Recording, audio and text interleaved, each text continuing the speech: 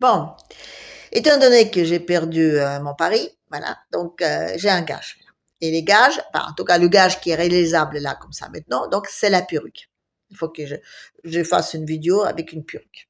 Enfin, je sais pas, il faut que je fasse une vidéo en entier, mais en tout cas, il faut que je mette une perruque. Alors, j'ai réfléchi, et donc je me suis dit que je vais mettre la perruque de notre chef à nous tous, d'Ursula, de ma jumelle maléfique. Voilà. Oui, c'est notre chef à nous tous. Ben oui.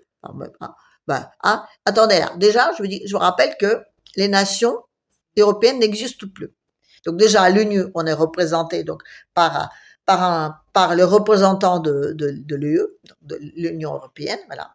Et il est génial ce type. J'ai entendu parler une fois, il est génial. Il est arrivé donc, concentre en lui toutes les qualités de tous les dirigeants européens. Ah ouais. Et il est presque aussi donc, on va dire clair donc, et ponctuel que Manu, voilà, donc que notre Mimi nationale, voilà. Il est presque aussi, on va dire, courageux que Scholz, voilà. Il tient presque aussi bien ses promesses que la truc l'italienne, là, voilà. Voilà. Il est presque aussi, on va dire, gourmand que les Polonais, tout ça. Non, mais je dis, il a tout ça en lui. Il parle tellement vite, tellement vite, tellement vite que les traductions n'arrivent pas à répéter après. Mais parce qu'il faut qu'il parle au nom de tout le monde. Alors, attends, ils sont nombreux là-bas. Voilà. Donc, maintenant, on a un représentant donc, de l'Union européenne à l'ONU. Normalement, c'est des nations qui sont représentées. Donc, voilà. On est devenu une nation. Et puis, j'ai une deuxième preuve pour ça. Donc, maintenant, quand on va donc, on parlait mot européen, parce qu'avant, donc, il y avait des drapeaux, plein de drapeaux. Et donc, c'était des drapeaux de tous les pays. Ils sont tous remplacés par un seul drapeau de l'Union européenne. Voilà. Il ne manque encore l'hymne, et puis c'est bon, là, il se sera fini. Donc c'est notre chef à nous tous. Alors, donc, comme je sais, donc, comment dire, c'est mon exemple à suivre, voilà. Donc, j'essaie de la ressembler au maximum, parce qu'on sait jamais, sur un malentendu, comme ça, voilà. Peut-être une petite valise comme ça, hein, elle glissera dans mon sens, voilà. Donc, du coup, je me suis dit, je vais mettre la perruque, donc, d'Ursula, voilà. Mais bon, comme on se rassemble un tout petit peu quand même, je me suis dit, je vais mettre une perruque d'elle, mais, on va dire, version, je sais pas moi, Playmobil. Tiens, voilà. Regardez. Tada! Voilà. Et quoi? Bah oui, ça fait Playmobil. Regardez, hein? Ça fait comme des petits cheveux, là, comme ça, et des petites bouclettes, hein, comme ça, hein? Attendez, je vais enlever mes lunettes pour leur ressemblance, et je vais mettre les petits points comme ça. Ça le fait, hein? On est d'accord, hein? Voilà. Oui, non, mais je sais, c'est nul, mais écoutez, c'est tout ce que j'avais sous la main. Alors, on va faire avec. Bon. Bref. Voilà, je me suis rendue ridicule, c'est fait, donc j'ai coché la case ou je sais plus comment on appelle. Bref, je vais parler des choses sérieuses. Je vais parler donc la fin de la guerre. Parce que donc maintenant que donc l'autre, donc le fasciste, le pro-poupou, le criminel, enfin bref, je suis désolée, tout ça c'est les synonymes, d'accord. Bref, depuis que donc l'autre a été élu, voilà, donc il est devenu l'homme de la paix, et, et donc il paraît qu'il va arrêter la guerre. Comme ça, tout de suite. Il va dire 1, 2, 3, soleil, paf, la guerre s'arrête. Non, mais c'est comme ça qu'il a prévu faire. Il a dit, voilà, on s'arrête là, tout de suite, stop, là. Plus personne ne bouge, plus personne ne tire, voilà, c'est comme ça. Là, c'est figé là, voilà. Donc, vous n'avez plus le droit ni d'un côté ni de l'autre, vous n'avez plus le droit de faire quoi que ce soit. Et donc, pour surveiller que personne ne fait quoi que ce soit, on va mettre une armée au milieu, voilà. On va mettre des petits soldats. Lesquels? Bah, je sais pas, moi, enfin, lesquels soldats vous voulez qu'on mette, hein? Je dis, non, bah, vraiment, je dis, il y a le choix, on a comme ça dans le monde, hein? Tiens, on peut mettre les Africains, sauf que vous savez très bien qu'ils ne connaissent pas leur droite et la gauche. Ah, c'est des Africains. Pendant des années et des années, on ne les a pas fourni une seule arme là-bas. Ah oui, parce qu'ils pourraient se blesser. Alors, vous voulez quoi? Qu'on les met là comme ça pour qu'ils survivent? Mais non, mais non, mais non. Les musulmans? Ouf, non, non, surtout pas, surtout pas. Non, mais attendez, là. Non, non, non, mais soyez sérieux quand même, hein.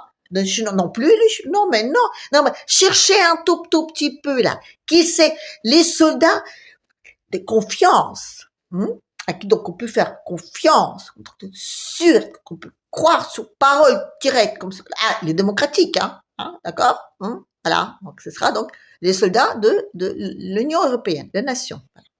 Oui, oui, donc on a prévu donc mettre les soldats de l'Union européenne là, donc pour surveiller les Russes et les Ukrainiens pour que donc ils font pas de bêtises. L'Union européenne, donc qui depuis quelques années donc clame haut et fort que donc il veut la défaite stratégique de la Russie. Attention, c'est pour son bien. Attention, c'est toujours comme ça. Non, mais donc il y a un dictateur sanguinaire là-bas, voilà, et donc on veut donc zigouiller le dictateur sanguinaire pour libérer le peuple. C'est toujours comme ça que ça marche. Vous avez vu donc en Irak là, il y a plus de dictateurs sanguinaires, non. On les but non plus. Non, bon, d'accord, tout n'est pas rose, mais en tout cas, il y a personne là-bas qui veut, non, il y a aucun postulat pour le rôle de dictateur. Non, non, non. C'est la même chose. En Yougoslavie, bon, c'était pas un dictateur, d'accord, mais enfin, quand même, il maltraitait des peuples dans son pays, voilà. Donc, maintenant, là-bas, tout va bien, voilà. On l'a zigouillé la même chose. Voilà. Donc, moi, je me dis que, donc, pour libérer, donc, des Russes de leur dictateur sanguinaire, voilà, donc, non, ils sont pas encore prêts. Non, non, non. Non, ben, je veux dire, les soldats de l'OTAN, enfin, de l'armée de l'OTAN, ils sont pas encore prêts. Vous comprenez? Donc, on en revient. Donc, les Russes, il faut qu'ils patientent un tout petit peu. Voilà. Donc, ils vont supporter leur dictateur sanguinaire pendant, on va dire, 2, 3 ans, le temps que, donc, les démocratiques se préparent. Voilà. Une fois que, donc, ils auront préparé, donc, leur armée, tout ça, voilà. Donc, une fois qu'ils auront trouvé les gens qui voudront bien leur vendre, donc, on va dire, tout le nécessaire pour, voilà. Donc, je sais pas où ils vont aller. Je crois qu'ils ont prévu aller sur Mars. Oui, non, parce que j'ai là, je crois que sur Terre, là, je dis le Sud global, je crois pas qu'ils sont très intéressés de réarmer l'OTAN, là, ces temps-ci. Enfin, bon. Ils ont des projets. Voilà. Ils ont des projets de se dire que donc d'ici quelques années, il faut donc maintenir cette méchante Russie qui va absolument envahir tout le monde. Et donc, on va lui faire une guerre préventive. Attention, préventive. Les Américains ne font que des guerres préventives. Oui, non, oui, ils ont dit qu'ils donc ils allaient vivre en paix. D'accord. Enfin bon, voilà, ça va rester combien de temps là, alors au pouvoir? 4 ans, voilà. Et puis il faudra au moins un an pour un petit peu oublier tout le monde, voilà. Donc il faut déjà arriver à survivre, parce que je veux dire, voilà. Non, non, maintenant je ne veux pas prédire de quoi que ce soit, s'il vous plaît, mais on sait jamais. Voilà. Non, mais je veux dire, vous savez quoi?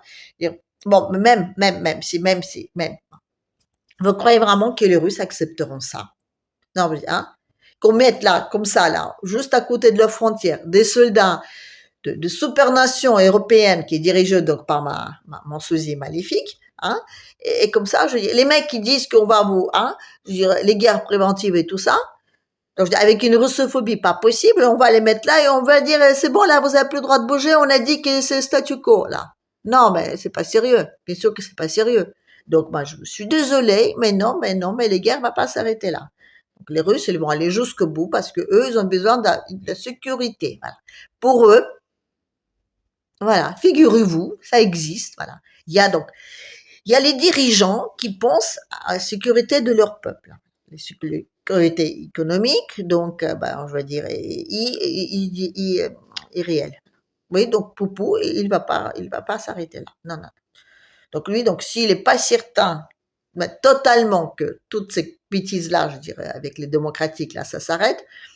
Non, parce que les démocratiques, les problèmes ou l'avantage des démocratiques, ce que je dis, quand vous avez donc la carte de club, là, quand c'est écrit donc démocratique, je veux dire, si on le traduit bien, donc je dis ça veut dire droit de tuer. Voilà.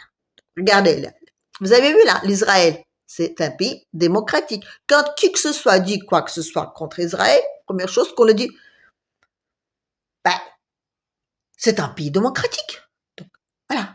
Alors, donc, les démocratiques, donc, on va les mettre juste devant les frontières avec la Russie. La Russie, il va dire, oh, oui, tiens, ça, comme ça. Non, non, non, non, non, non, donc, non, ça va pas s'arrêter là. Donc, tous ces projets-là, en disant, ouais, youpi, tralala et compagnie, Trump, il est arrivé au pouvoir, enfin, la paix. Non, les mecs, ne rigolez pas. Et puis, je dis, vous savez, cette histoire de la paix, c'est comme un tango, ça se danse à deux. Donc, je dis, Trump, peut-être, d'accord. On a tellement plus l'habitude, là, en Europe, de voir quelqu'un qui parle pour son pays. Je veux dire, des mecs, des patriotes comme ça, qui d'un seul coup, on dit, ah là là, mais ça va se détendre sur nous tous. Vous allez voir, en Europe, on va être heureux comme tout, il y a Trump qui est là-bas au pouvoir. Bon, je vous rappelle que les abeilles, ça ne protège que de leur propre ruche. Non, non, non, je dis, la reine d'abeilles, elle va pas aller envoyer les abeilles bosser pour les autres. Non, non, non. D'accord, on va éviter les frelons, d'accord. Mais les frelons, je veux dire, ils faisaient du mal à tout le monde, d'accord. Mais enfin, je veux dire, une fois que les frelons plus là, les abeilles, vous savez quoi? Donc, il pense à sa ruche. Voilà, c'est normal, c'est normal. Et une reine d'abeille, vous savez quoi? Je dis, dans un jardin où il n'y a pas assez de miel, il va pas faire les restrictions pour chaque abeille de dire, attention, vous allez ramasser que ça parce que des fois on laisse pour les autres. Bon, non, ça n'existe pas, désolé. Non, non, non, la reine d'abeille, elle va dire au contraire, allez, hop, allez, coco, allez ramasser tout ce qu'il y a parce que je veux dire, il faut faire des réserves. Il n'y en aura pas pour tout le monde, justement. Voilà. Et donc, si on veut aussi donc récupérer un tout petit peu, je veux dire, il faut qu'on se prend un peu aux mains. Parce que vous savez quoi, je dis là-bas, on dit Trump a gagné. Bon, c'est pas que Trump qui a gagné, non, c'est aussi les Américains. Parce que je dis d'avoir à leur donc au pouvoir donc un souverainiste et un patriote, je dis qu'il fallait quand même une sacrée mobilisation. Parce que je dis tout a été prêt là-bas pour donc oui, j'ai vu les émissions, ils se sont quand même sacrément, je dis, tenus au carreau. Quoi. Donc ils ont revérifié tous les enveloppes, donc avec tous les votes qui sont arrivés par la poste. Ils ont vérifié chaque machine, ils ont constaté tout ce qui n'allait pas, tout. C'est pour ça que je vous disais qu'ils avaient un gros dossier comme ça. Bon, ils m'ont fait perdre mon pari, d'accord. Mais je l'en veux pas parce que c'est quand même pour une bonne cause. En tout cas pour eux, oui, c'est une chance pour les Américains, une vraie chance. Mais c'est une chance qu'ils ont gagné ensemble, en se mobilisant, le peuple. Voilà. Donc nous, en Europe, en se disant que peut-être que ça va se détendre chez nous. Non, Trump, il est bon pour eux. Nous, je dis, en Europe, si on veut donc redevenir, déjà, on va dire, si la France, il veut redevenir déjà une nation, sans parler d'une totale souveraineté ou sans parler d'une nation forte, déjà juste une nation, c'est aux Français de se mobiliser. D'attendre un sauveur qui va venir de quelque part, non, ça servira strictement à rien. Et de là, de croire que, je veux dire, on va pas payer les pots cassés pour toutes ces affaires-là, non. Et puis la paix, encore moins. Non, mais parce que, attendez là, j'ai attendu, donc. J'ai entendu dire certaines personnes, très savants, on va dire, que, donc, Trump, donc, c'est un homme fort, voilà, un homme puissant, donc, qui va arriver, qui va s'opposer à Popo et qui va l'arrêter. Et ça va donc faire la paix. Donc on aura le méchant Poupou, donc sanguinaire dictateur, avec donc gentil Trompino là en face, donc hein, et ils vont se confronter et ça va faire la paix. Non, mais excusez-moi, mais il y a dans l'annoncé comme ça, il n'y a pas un truc qui cloche, hein?